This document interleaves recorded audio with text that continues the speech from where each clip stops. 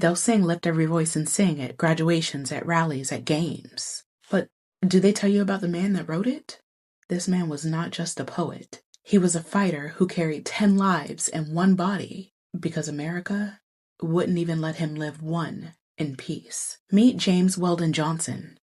He was born in 1871 in Jacksonville, Florida, a child of Reconstruction raised in a country already pulling the rug out from under Black freedom. His family believed education was a weapon, so he sharpened it.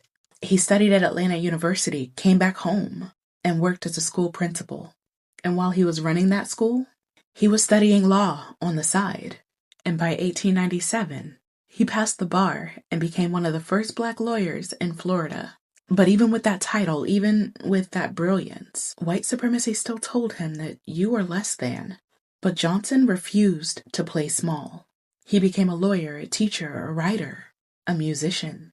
In 1900, he wrote a poem for a school program that his brother set to music. That poem became Lift Every Voice and Sing, our anthem, not America's, ours. He also wrote the autobiography of an ex-colored man, ripping open the wound of passing and identity. Then he went global, serving as U.S. consul in Venezuela and Nicaragua, representing a country that wouldn't even protect him at home.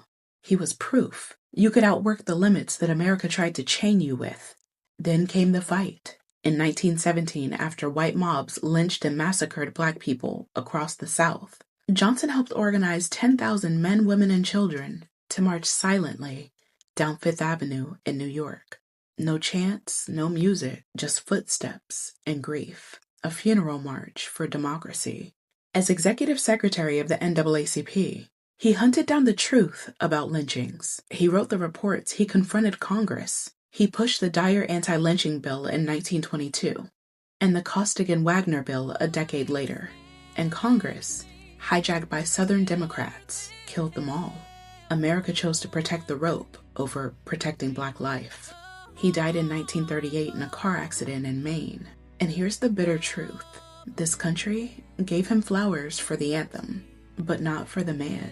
He gave us words that lifted generations, but the justice he fought for, the anti-lynching law, didn't pass until 2022, nearly a century after he begged for it. James Weldon Johnson was more than a writer. He was a soldier in a war that America still pretends isn't happening. He wrote, he taught, he fought, and he bled. Also, we'd have a language for survival. So the next time you hear Lift Every Voice and Sing, don't just sing it. Remember the man who wrote it, and the country that still hasn't caught up to his fire. Say his name, James Weldon Johnson.